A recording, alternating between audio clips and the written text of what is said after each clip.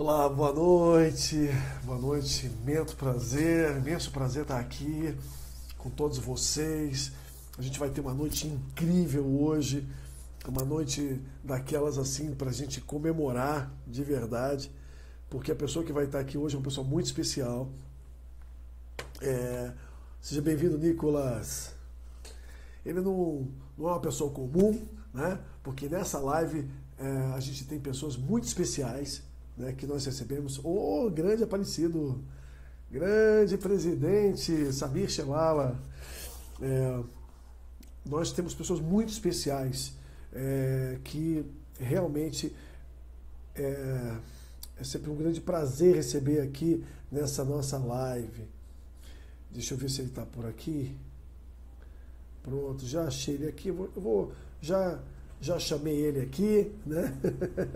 Já chamei o nosso amigo, já dei um toquezinho que nós já começamos, já estamos aqui na área. E essa live é uma live muito especial, a gente chama de Visão em Tempos Extremos. Live Imortais da Abrace. Então, antes de mais nada, eu quero agradecer, em nome do nosso presidente Samir Shelala, a possibilidade de estar aqui com os imortais da Abrace, conhecer um pouco mais da trajetória desses gênios, né? Homens e mulheres geniais que hoje são referência na nossa história, referência, Dr. Santana, Camila, todo mundo chegando aí, sejam bem-vindos, Carmen Freitas, aqui está ele, aqui está chegando. Então, eu queria que vocês me ajudassem a receber, né, por favor, o comendador Renato Borges Rezende. Aí está nosso convidado dessa noite. O nosso convidado é o comendador Renato Borges Rezende. Seja muito bem-vindo, comendador. É um prazer, uma honra a sua presença essa noite. Essa live aqui é sua. Boa noite a todos, boa noite a você, boa noite especial aos confrades aí da associação, da academia e as pessoas que estão acompanhando a gente. Olha, o presidente já se pronunciou aqui, está presente, né? Aqui, para homenageá-lo e tá aqui acompanhar a sua live. Está aqui, o doutor Renato Borges presente. Grande honra em tê-lo conosco nessa noite. Então, obrigado.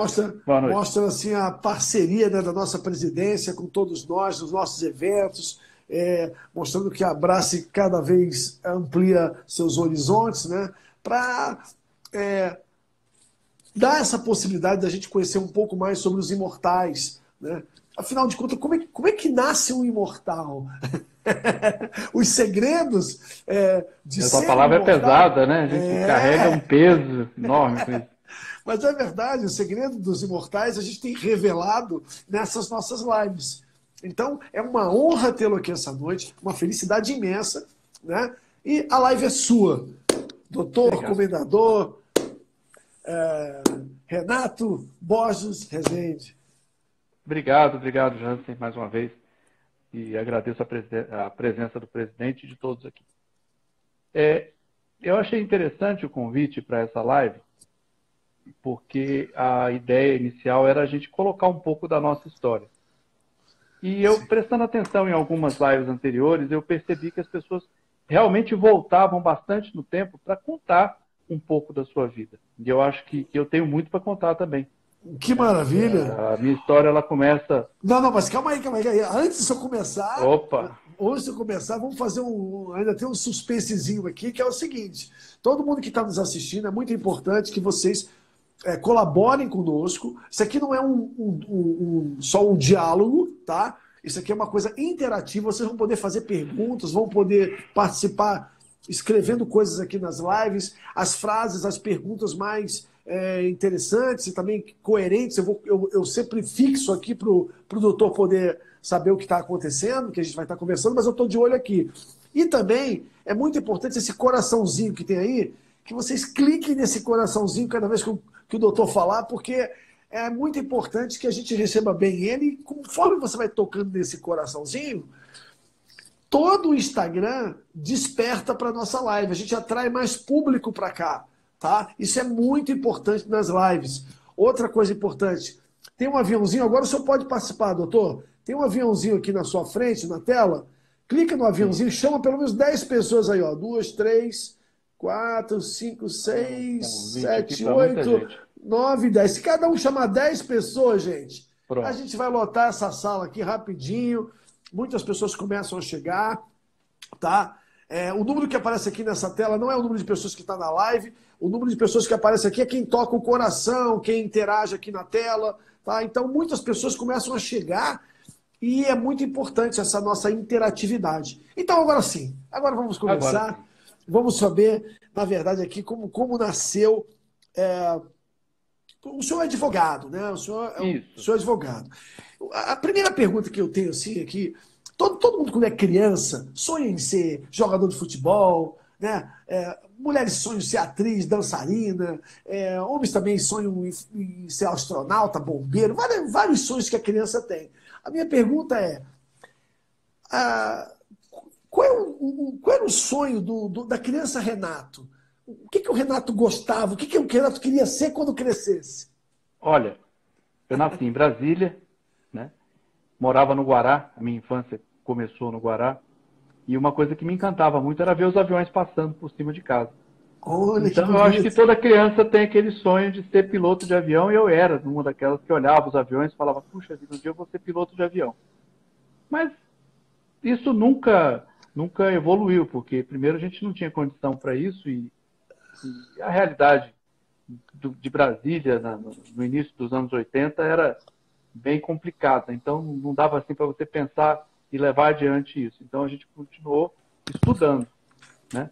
Eu sempre fui aluno da rede pública de ensino aqui no Distrito Federal, estudei no Guará em escola classe, me mudei depois para 405 Sul, continuei estudando na escola classe 405, posteriormente me mudei para o Lago Norte e concluí o ensino fundamental, né, a 8ª série, e boa parte do ensino médio, até o 2º ano do ensino médio, também em escola pública na Asa Norte, ali no Centro Educacional Giso, onde eu tenho muitos amigos até hoje que guarda bastante lembrança daquele período. Foram 4 anos ali.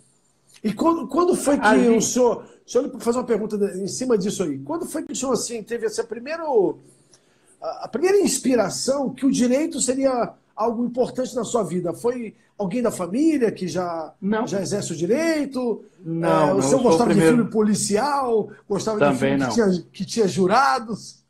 Também não.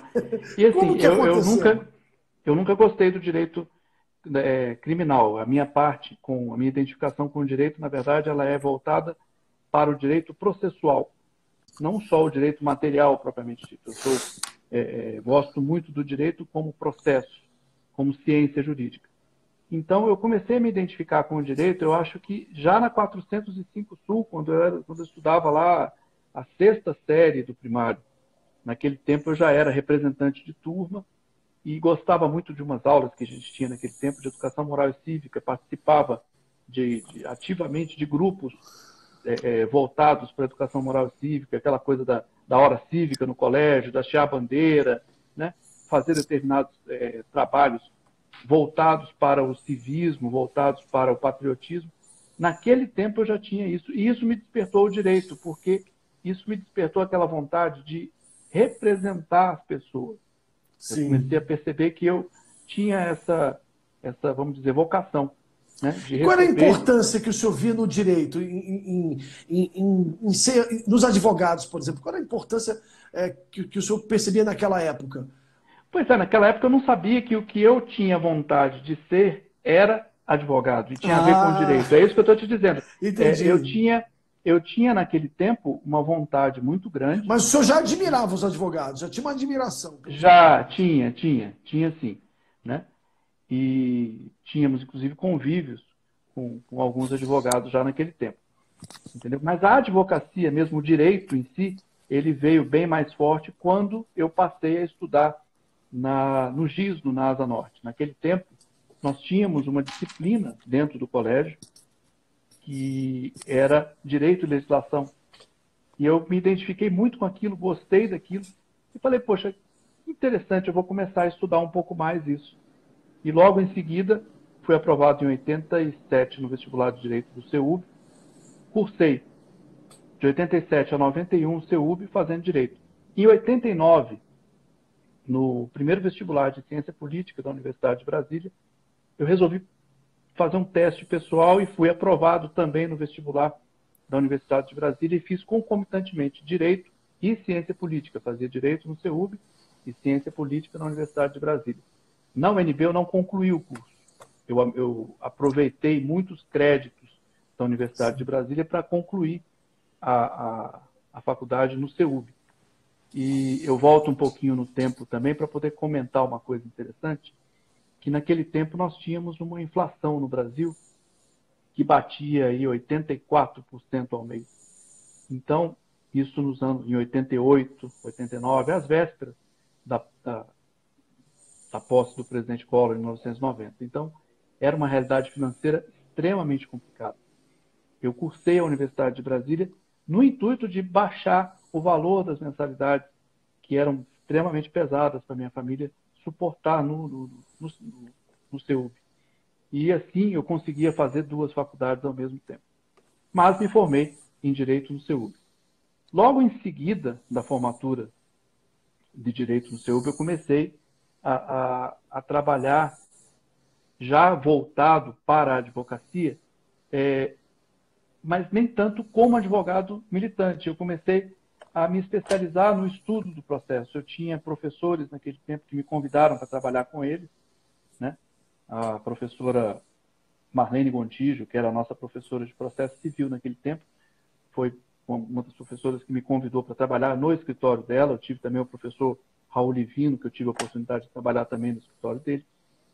E essas pessoas me despertaram um interesse pela área que hoje eu gosto de dizer que é a minha área de coração, que é o direito processual. Então, essas pessoas começaram a me despertar o seguinte: olha, a advocacia é boa, mas entenda de processo, que o processo vai te abrir mais portas do que a advocacia propriamente dita, ter os clientes doutor, para quem é meio leigo, ignorante mesmo, em relação ao processo do direito, explica um pouquinho melhor como é essa sua área, como é que é o foco dessa área processual, só para que as pessoas possam entender pelo que o senhor se apaixonou dentro do direito. Eu me apaixonei pelo caminho que precisa ser percorrido para que o seu direito pudesse ser reconhecido pelos tribunais, por um magistrado, né? Muitas vezes você tem um advogado que ele é criminalista, muito bem, ele gosta da defesa criminal, mas ele, ao lado daquilo que ele desenvolve como atividade profissional, ele precisa ter alguém que oriente o trabalho dele no sentido de fazer com que o processo que ele defenda, que ele está defendendo, seja um processo que percorra um caminho correto. A gente começa a perceber, ao longo da vida profissional, que muitos colegas até têm um bom direito, até defendem um bom direito, mas se utilizam de forma muito equivocada das ferramentas que o sistema jurídico disponibiliza para as pessoas. Então, propõem ações erradas, né? Interpõem recursos inadequados. Então, são coisas voltadas ao desenrolar da sua pretensão, né, do seu direito, e como fazer que esse seu direito seja reconhecido pelo tribunal. Porque tem até muitos advogados, né, que esperam aquela grande causa, né, aquela causa fabulosa, mas isso é na legalidade. Você não precisa, por exemplo, fazer algo que não seja legal para que aconteça na trajetória da sua vida, né, como advogado, uma causa genial, né, uma causa boa, né? Sim, eu acho que todas as causas são geniais, né? O direito ele é uma coisa que torna muito democrático o exercício da cidadania. Não, eu falo isso, doutor, porque eu já tive vários advogados aqui, todos eles falam sempre que todo advogado tem uma causa que ela é a maravilhosa da vida, sabe? Vamos a mega cena das causas. Entendeu? A mega nós tivemos algumas causas que foram emblemáticas, né? Eu destaco aqui, por exemplo, a situação dos empregados da na Embaixada de Portugal, da República de Portugal.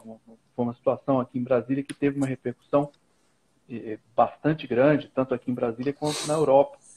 Magnífico.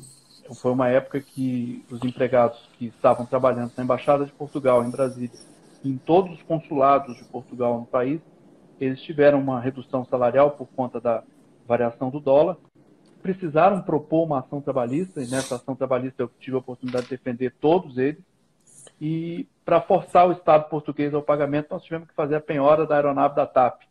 Né? Olha aí, só! Porque a gente chegou numa conclusão que a questão do direito processual, como eu te digo, quer dizer, o Estado estrangeiro ele tem imunidade, ele não pode sofrer execução, o juiz brasileiro não pode determinar a invasão, né, da soberania do Estado estrangeiro, determinar, por exemplo, o bloqueio de contas bancárias.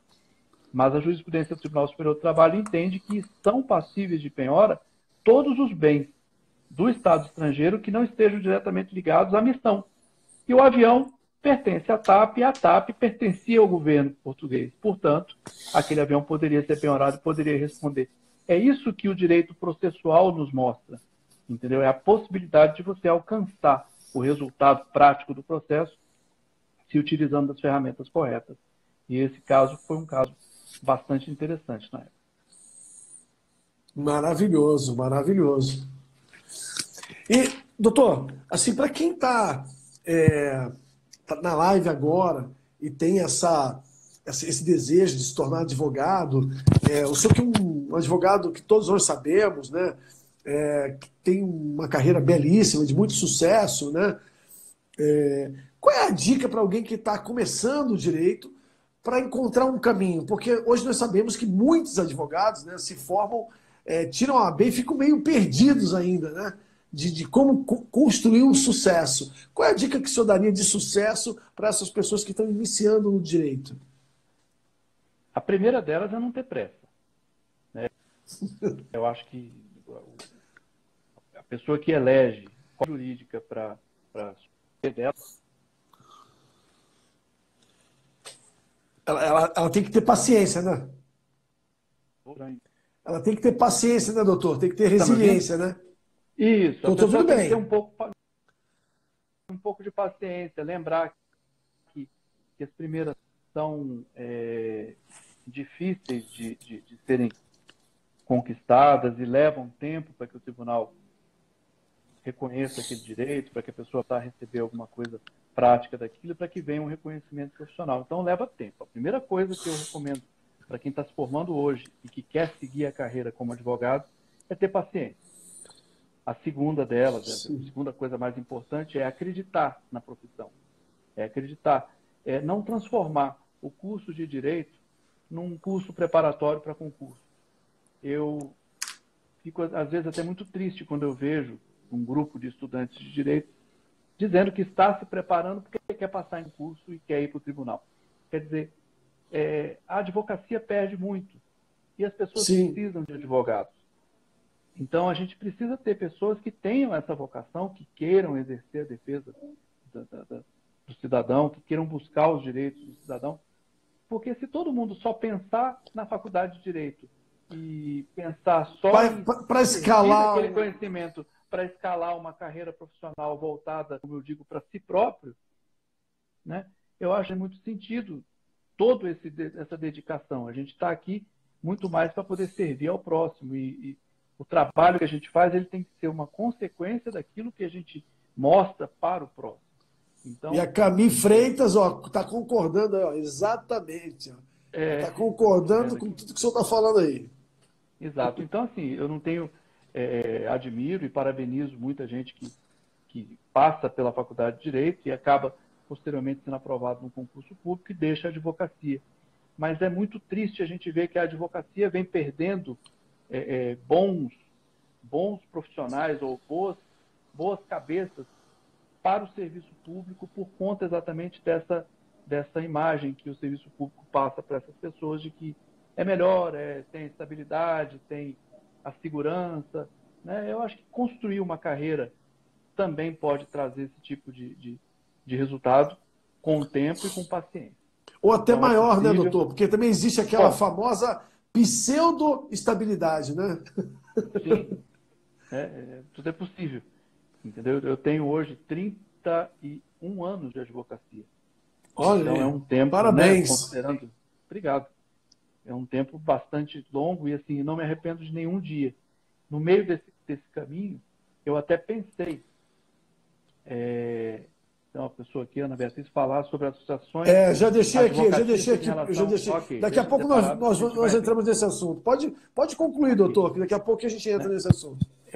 Eu, quando mais ou menos com 10 anos de formado, até pensei em ingressar na magistratura. Cheguei a fazer o primeiro curso de ingresso na magistratura da Escola Superior de Magistratura da AMAGES, da Associação dos Magistrados aqui do Distrito Federal. Foi o primeiro curso que eles fizeram. Me preparei para aquilo, né? Estava até preparado emocionalmente para aquilo. Mas logo em seguida foi a época que eu me casei e que veio a minha filha. Então, eu vi.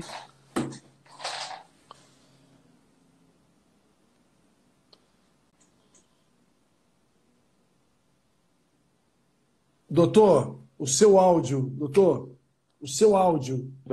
Com a família. Agora Oi, tá voltou. ouvindo? O seu áudio.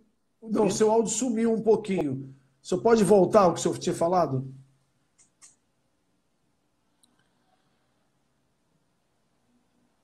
Doutor? Tá sem áudio aí.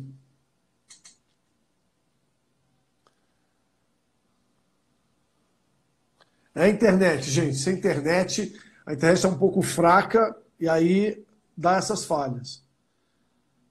Se o senhor estiver me ouvindo e puder colocar no 4G, às vezes funciona.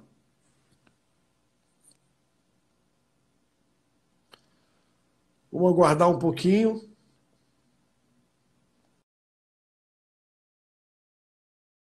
É normal isso, gente. Ó, ele caiu. Tudo bem, eu vou chamar ele de novo aqui. Fiquem por aí, não saiam daí. Fiquem todos aonde estão. Eu vou chamar ele aqui.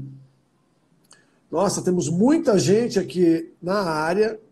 Temos muita gente na live, doutor. Volte para cá, por favor, que nós temos muita gente aqui. Seu público é bem grande. Estamos esperando a volta do comendador, doutor Renato Borges Rezende. Pode aceitar, comendador, que eu já lhe chamei de volta.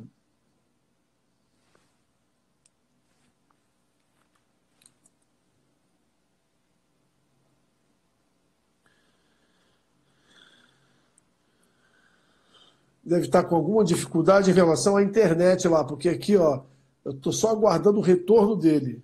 Nós já chamamos ele.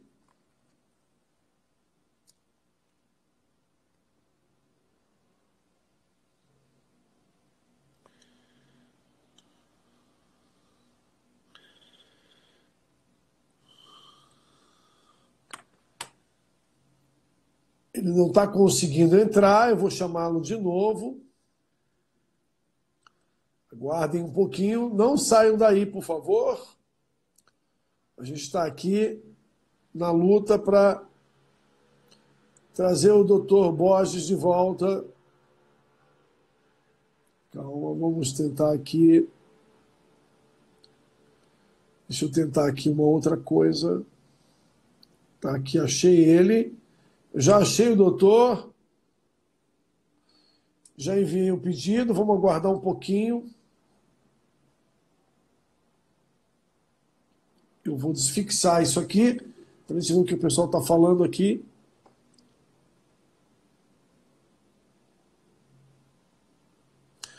Pronto, aqui está ele de volta. Comendador, doutor Renato Borges Rezende, volte para cá, que a live é sua. Pronto, voltou. Voltou. Doutor, Pequeno probleminha aí de. Não foi nada. Só o senhor continuar de onde estava. Lembra de onde estava? Eu estava falando do período que eu. Olá, Milena, tudo bem? Seja bem-vinda. Gente, a gente teve um problema de áudio, mas vamos continuar aqui, tá tudo tranquilo. Vai ser incrível. Vamos lá, doutor. Tá conseguindo me ouvir bem?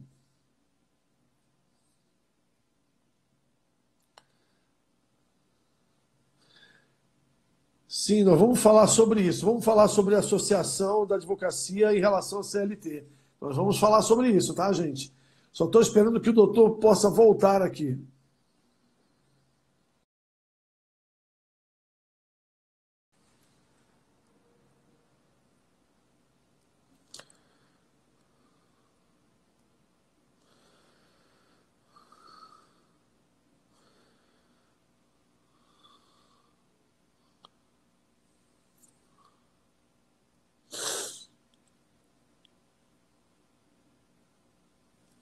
Ah, agora sim.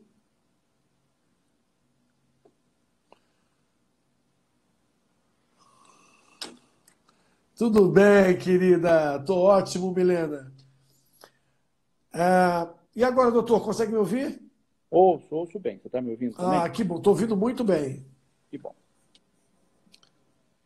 Então, o Então, senhor quer finalizar o que o senhor estava falando? eu O acredito que senhor eu ainda estava lembra? que foi o período que eu é, é, pensei até em ingressar na magistratura do trabalho. Eu acho que é até um desejo que eu tenho de terminar a carreira, né, terminar essa parte da advocacia indo para a magistratura do trabalho. Mas isso ficou um pouco no tempo e aí eu passei a me dedicar um pouco mais à família. Sim. Então, ia só a advocacia. Passei um tempo trabalhando na época com o Dr. Joseval Siqueira, que é meu padrinho de batismo, a ABD de 1522, primeiro do Brasil, e trabalhei com ele durante muito tempo até ter o meu próprio escritório, que só veio em 2004. Desde 2004 eu tenho o meu próprio escritório. Tudo é uma luta, né, doutor? Tudo tem uma luta envolvida, né? Exatamente. Eu costumo falar para os meus atores que coisas boas levam tempo e dão trabalho, muito trabalho. Sim. Né? E sempre é possível fazer mais e melhor. E essa é a grande sabedoria, né, dos gênios como o senhor, com todo esse seu know-how, toda essa sua capacidade, né? E eu penso, o senhor está me ouvindo bem? Sim, ouço E perfeitamente. eu penso que é daí que nasce, né, os imortais. E falando em imortais, eu queria lhe fazer uma pergunta. Qual é a sua visão sobre a importância da academia? Como é que o senhor vê a academia para a sociedade, para, vamos dizer assim, para o país, para o mundo em geral? Qual é a sua visão sobre as academias? Bom, vamos falar especificamente sobre a Abras, né, que é a que a gente participa. Eu acho que a gente precisa fazer de tudo para resgatar no nosso país os valores morais, os valores cívicos, os valores patrióticos. Sim. Eu me recordo da minha infância, eu me recordo da minha juventude, e nós tínhamos uma verdadeira adoração a determinados símbolos nacionais, e que aquilo nos tocava muito. Era só no tempo do futebol, mas é uma coisa é, praticamente imperdível em Brasília, era a solenidade da troca da bandeira no, na Praça dos Três Poderes, eram os desfiles militares que haviam naquele tempo, né? Eram as demonstrações cívicas que nós tínhamos naquele tempo.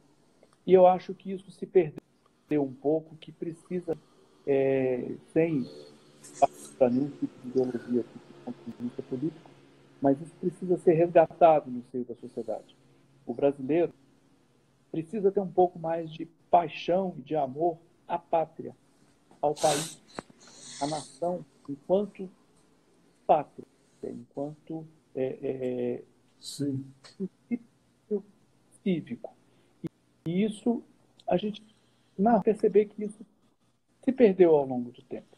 A juventude não, poucos sabem cantar o hino nacional de ponta a ponta, lembram do hino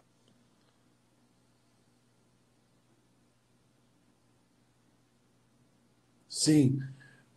A conhecem gente está perdendo um pouco do pouco. seu áudio. Está tá picotando um Sim, pouco o seu som. melhorou? A internet está rodando aqui para mim. Para mim, o senhor está rodando aqui, como se tivesse a internet voltando.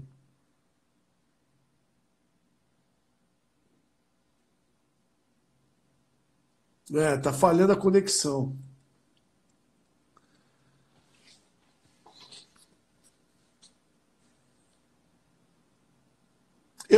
Eu acho que o senhor podia tentar fazer sem a auricular. Eu acho que a auricular, ou ela está com pouca pilha, pouca bateria.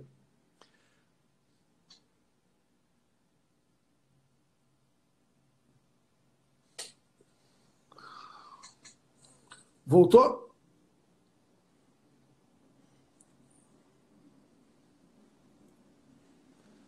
Agora eu estou vendo o senhor bem. Eu tô lhe vendo bem. Agora voltou aqui para mim a sua imagem. Tá me ouvindo? Não, não estou ouvindo. Sem som.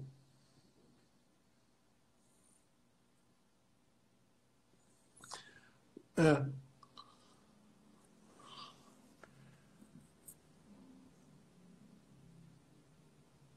Voltou, mas voltou para vocês. Eu não estou ouvindo o doutor.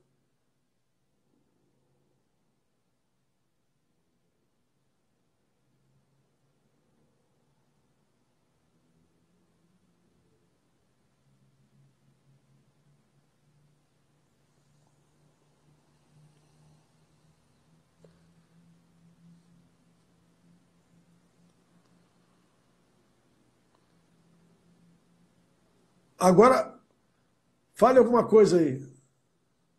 É.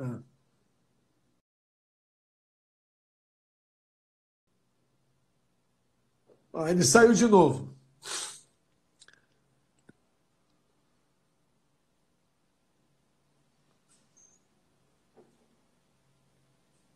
Sim, vamos falar sobre isso. Vamos falar sobre isso. Deixa eu só trazer ele de volta aqui, gente.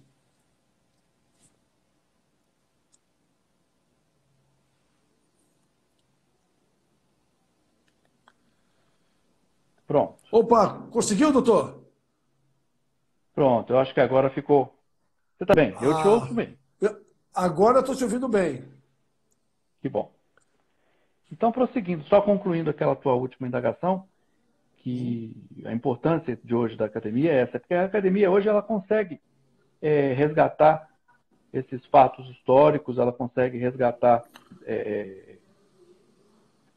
princípios de ordem cívica, de ordem moral, e eu acho que hoje a sociedade está um pouco carente disso e que precisa realmente ter entidades como a nossa academia que tomem a frente disso e que possam valorizar e cada vez mais incentivar. Ótimo, ótimo.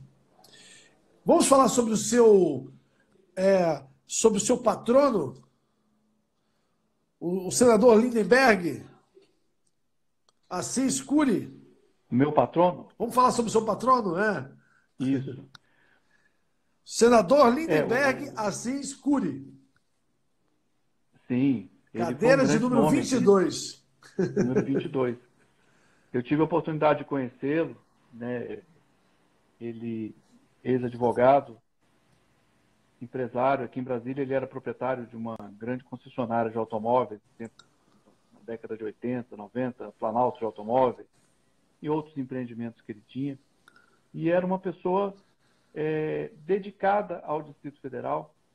Como senador, foi um senador implacável na defesa dos interesses do Distrito Federal, foi uma pessoa que passou pelo Senado e não deixou nenhum tipo de mácula, né? No Senado, Sim. ele orgulhou a casa e orgulhou o Distrito Federal pela eleição. Então, para mim, é uma grande honra ter o senador Lindenberg como patrono da cadeira que eu ocupo. Sentando na cadeira dele, né, doutor? Pois é. Que maravilha.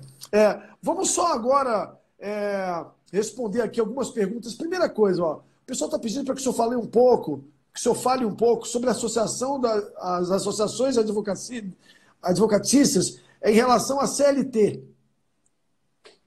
Entendi. Pelo que eu entendi do questionamento feito, as pessoas elas tendem a confundir o advogado como autônomo e o advogado empregado.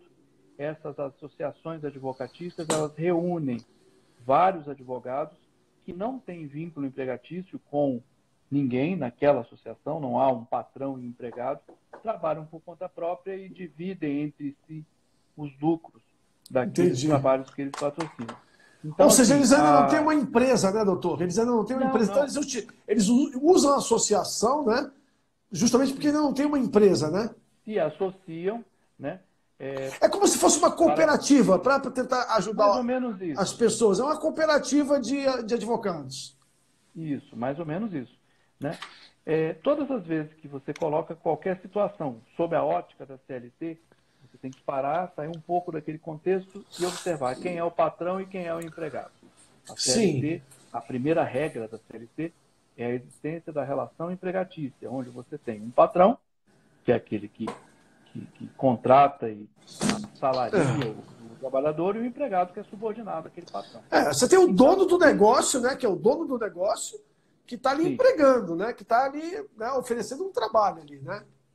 Exato. Você trabalha para alguém. Já nessas associações, não existe isso. São advogados, todos eles de mesma qualificação profissional, que se reúnem para desempenhar um trabalho em conjunto, muitos até recebem procurações em conjunto, e dividem entre si os resultados desses trabalhos. Então, sob a ótica da CLT, essas associações não têm nenhum tipo de impacto com relação aos advogados. Agora, é interessante, dentro dessa mesma pergunta, que as pessoas entendam o seguinte: uma vez existindo a associação, aqueles que não forem advogados e que trabalharem para essa associação terão vínculo empregatício com a associação, podendo ser responsabilizados pelos encargos trabalhistas da associação todos os advogados que fazem parte da associação. Por exemplo, uma secretária. Vamos imaginar que a associação tenha lá uma secretária e que não tenha carteira assinada dessa secretária, porque a associação talvez seja coisa pro forma ou não existe ainda de forma registrada, com contrato, com alguma coisa mais formalizada. Então, essa secretária ela vai ter o vínculo empregatício com essa associação. E a associação ela vai precisar honrar os seus direitos trabalhistas, independente de quantos façam parte da associação. Então, uma coisa é a associação perante os empregados e outra coisa é a relação que a associação tem perante terceiros. Né? Então, não, ficou bem respondido. Com os advogados ali dentro.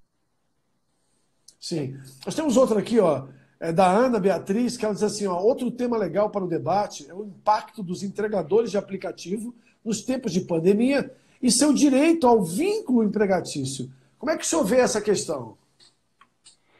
Bom, nós temos hoje uma situação onde muitos trabalham por conta própria. Os entregadores de aplicativo, eles não são entregadores de aplicativo. Eles utilizam como ferramenta de trabalho, uma das ferramentas de trabalho, o aplicativo. Né? Então, eles fazem uso das vantagens que o aplicativo lhes oferece. Por exemplo, o iFood tem um cadastro de vários restaurantes que convocam esse entregador para poder buscar comida naquele restaurante e entregar diretamente para o cliente. Mas ele não tem nenhum tipo de vínculo com o aplicativo, com a pessoa jurídica do aplicativo. Ele já se apresenta para o aplicativo como um autônomo, como um prestador de serviço. Sim. E isso é uma coisa que eu sempre bato muito nessa tecla, é que a evolução das relações de trabalho hoje, ela necessariamente precisa nos fazer entender que o trabalho, visto naquela concepção de patrão e empregado, está mudando. Hoje, o que existe é a prestação de serviços. E a tendência é que existam cada vez mais prestadores de serviço do que empregados. E essas pessoas vão continuar sendo trabalhadores. Então, por que buscar um vínculo com um aplicativo? O aplicativo foi uma ferramenta de trabalho. Ou então, seja, é exatamente como, doutor, exatamente como, por exemplo, os aplicativos que a gente pede 99, o táxi, né? é a mesma coisa, ou seja, ali É uma eles- ferramenta. é uma Né? ferramenta, mas eles não trabalham diretamente, ou não tem vínculo empregatício com o aplicativo, os taxistas, Não. né? Ou seja, Os os requisitos. Ubers da vida, né? Exato. Os requisitos do vínculo empregatício, que são ali principalmente a subordinação, eles não existem. Né? O cidadão começa a prestar os seus serviços para o usuário final, se valendo das ferramentas que são oferecidas pelo aplicativo, mas ele não é subordinado às regras do aplicativo. Se ele não concordar com aquilo, ele pode simplesmente deixar e partir para outro. Quem está no Uber pode ir para o 99, quem está no iFood pode ir para o Uber, aquele Uber Ou seja, Food. eles são livres, eles Então, usam aquilo como uma ferramenta. completamente livre. É uma ferramenta. Então, a gente tem que observar bem, porque pode acontecer do entregador de aplicativos ser empregado daquelas. Pode, mas são situações especialíssimas, raríssimas, e que a justiça, num primeiro momento, pode até se equivocar dando esse vínculo e, numa análise mais detalhada, pode concluir que não há o vínculo. Olha, eu botei isso aqui, mas eu não maior entendi. é outro. Doutor, eu botei isso aqui, fixei isso aqui, mas eu não entendi muito bem o que a Milena quis dizer aí. O chefe pode monitorar os funcionários pela van? Não entendi se isso tem a ver com essa questão dos aplicativos. Ou se... Eu acho que, assim, vamos lá, vou dar um exemplo aqui de, por exemplo, nós temos hoje no escritório vários clientes que são funcionários dos Correios. Sim. Né? Ah, Então, webcam, Correios... pela webcam. Sim, sim. Agora, Isso, agora, pela webcam, agora entendi. entendi. Pelo webcam, Né? tá. É porque aqui saiu van. De controle. Ok. O que ele está perguntando aqui, o que ela tá, só para concluir só para todo mundo na live poder entender a pergunta. O que ela está perguntando, gente, é o seguinte: os donos de aplicativo podem vigiar esses motoqueiros, essas pessoas por uma webcam, por exemplo? Eles têm esse direito de vigiá-los? Eu acredito que sim, porque é uma forma de você preservar a qualidade daquilo que o seu aplicativo se propõe a fazer. Né? Lança no mercado um aplicativo que promete a entrega rápida, com um motoqueiro bem vestido, e de repente você recebe o contrário, uma entrega demorada, com uma pessoa maltrapilha, que está indo de encontro às regras para o uso do aplicativo. Então, eu acho que, como cláusula contratual, sim. Agora, isso não pode ser interpretado como vigilância ao trabalho. Eu acho que isso tem que ser interpretado como cumprimento de determinadas regras do contrato, visando a boa execução da prestação de serviço como um todo. Né? Sim. Para que o aplicativo atinja o seu consumidor, atinja o seu usuário, ele precisa apresentar o exemplo do motoqueiro, um motoqueiro bem vestido, ou um motoqueiro trajando o símbolo, né? O iFood, por exemplo, trajando ali aquele símbolo do iFood. Nada impede que o iFood fiscalize isso, porque, na verdade, o iFood não está fiscalizando se o empregado está indo trabalhar ou não. Ele não está indo fiscalizar se o empregado está ou não cumprindo determinada ordem. Certo. Tem sentido, faz sentido. E ele está fiscalizando se o empregado está cumprindo uma cláusula contratual para fazer o uso do nome iFood. Doutor, então, olha aqui, mais uma aqui, já estão lhe explorando. Isso aqui já é exploração, mas eu vou perguntar mesmo assim. O funcionário que pegou Covid no ambiente de trabalho pode ser reconhecido como acidente? O Supremo Tribunal Federal entendeu que sim. Né, que a Covid ela é comparável a uma doença ocupacional e que é também considerada como acidente de trabalho caso tenha ocorrido no desempenho do trabalho. Entendi. Então, aquele empregado que contraiu a doença no ambiente de trabalho ou por força do trabalho, ele tem direito a tudo aquilo que é consequente do acidente de trabalho. Estabilidade por um determinado período e quem sabe até buscar até indenizações, se for o caso. Muito bacana. O Fábio fala assim, ó, que é muito sensata as suas análises e chega de intervenção nas relações de trabalho. Né? Então, ele está aí corroborando aí com tudo que o senhor está falando, né? Eu acho que é um caminho da modernização das relações de trabalho, sabe, Fábio? As pessoas hoje, elas se prendem muito. A semana passada eu fiz uma participação na Rádio Justiça e falei exatamente sobre isso, que a pergunta feita foi o Brasil hoje está com tantos milhões de pessoas sem carteira assinada, porque perderam o emprego. Aí eu falei, vem cá, mas essas pessoas deixaram de trabalhar? Não, não deixaram de trabalhar. Então eu sou um desempregado, porque eu também nunca tive carteira assinada. Então essas pessoas, na verdade, Todos os profissionais liberais seriam, né, desempregados. Seriam desempregados e de a grosso modo somos, né? Porque a gente não está lá fazendo parte dessas estatísticas que visam buscar o número de quantos que tem com carteira assinada e sem carteira assinada. Agora, então, eu acho que o trabalho continua e as pessoas precisam modernizar isso. Doutor, eu tenho uma pergunta agora aqui, que já que todo mundo está explorando o seu background. A live virou consulta. Virou a consulta a live. Mas é bom isso, né? Porque a sua sabedoria faz a gente, né, despertar a nossa curiosidade. Eu tenho uma curiosidade aqui. É crime esses funcionários públicos que, mesmo tendo um salário alto, mesmo estando fora das regras do jogo, esses que solicitaram, foram lá, entraram no site da Caixa e solicitaram os R$ 500 sem ter direito, receberam e ainda não devolveram, sabem que estão... Isso é um crime, doutor? Não, eu acho que são vários. Essas pessoas mereceriam uma punição além da devolução dos R$ 500, como é óbvio? Sim, se ficar demonstrada a má-fé, né, o uso indevido disso, além das sanções administrativas que são passíveis, né, eles têm também que responder na esfera criminal e na esfera civil. E eu acho que nós estamos falando de um crime só, não, tem vários aí.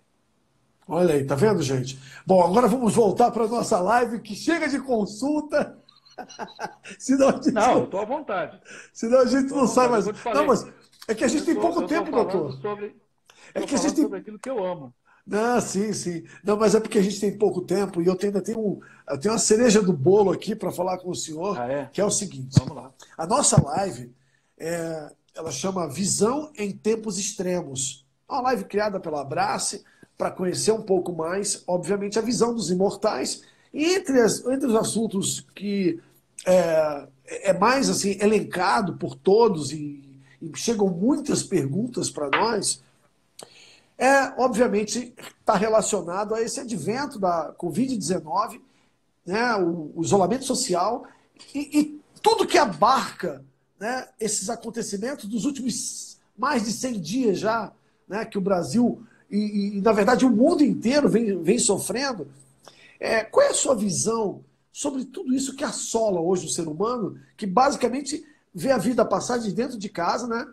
Olhando pela janela, aqueles que têm casa, porque a maioria não tem casa, muitos não tem nem como se abrigar do frio, e estão vivendo essa situação. Qual é a sua visão sobre tudo isso que nos assola, doutor? Eu acho que ninguém na humanidade estava preparado para isso. Primeira coisa. Um susto constante.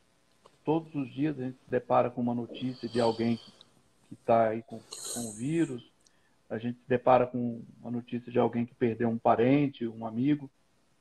E as consequências disso, todos os dias também, assusta cada vez mais, porque tudo é novo e nada se imagina, né? Eu moro perto do aeroporto em Brasília e não consigo entender como que a gente está nesse silêncio sem um avião decolar ou pousar. Quer dizer, o impacto disso em termos econômicos é enorme, o impacto em termos profissionais exageradamente grande, o impacto em termos de sociedade ele é também muito grande. Mas, ao mesmo tempo, essas pandemias, né, essa pandemia em especial, ela despertou as famílias, despertou as pessoas para valores da porta para dentro das casas. Né? As pessoas começaram a se olhar mais, começaram a se perceber mais dentro de casa, as pessoas começaram a valorizar um pouco mais a presença dos seus entes queridos, as pessoas passaram a observar que o tempo que as pessoas ficavam uma do lado das outras em família, por conta do dia a dia, da correria, era às vezes muito, muito curto e hoje é maior. Então, eu percebo as pessoas hoje um pouco mais humanas, né? As que eu Sim. tenho O tido ser humano teve contato, que elas meter são o pé mais... no freio, né, doutor? Todo mundo teve que meter o pé no freio e. Eu acho que ele se igualou, né? Eu acho que nesse momento, assim, opa, não interessa se a pessoa é rica, pobre, preto, branco, né, com estudo ou sem estudo, a possibilidade de contrair o vírus é igual para qualquer ser humano, e isso nos condicionou a que a gente pudesse lembrar que todos nós somos humanos e que isso pode acontecer com E qualquer um. Então, fomos impostos a uma situação igualitária, né, doutor? exato, né, uma situação igualitária. E isso desperta aquela esperança de que, diante dessa situação igualitária, surjam daí novas lideranças que, tanto no ponto de vista político quanto em outras áreas da sociedade, que pensem um pouco mais desse lado. Então, eu não tenho condição alguma de fazer nenhum tipo de comentário quanto ao resultado médico disso, se nós estamos no caminho certo ou errado na pandemia, se a gente tem que aguardar a vacina ou não, se a gente tem que se expor ou não.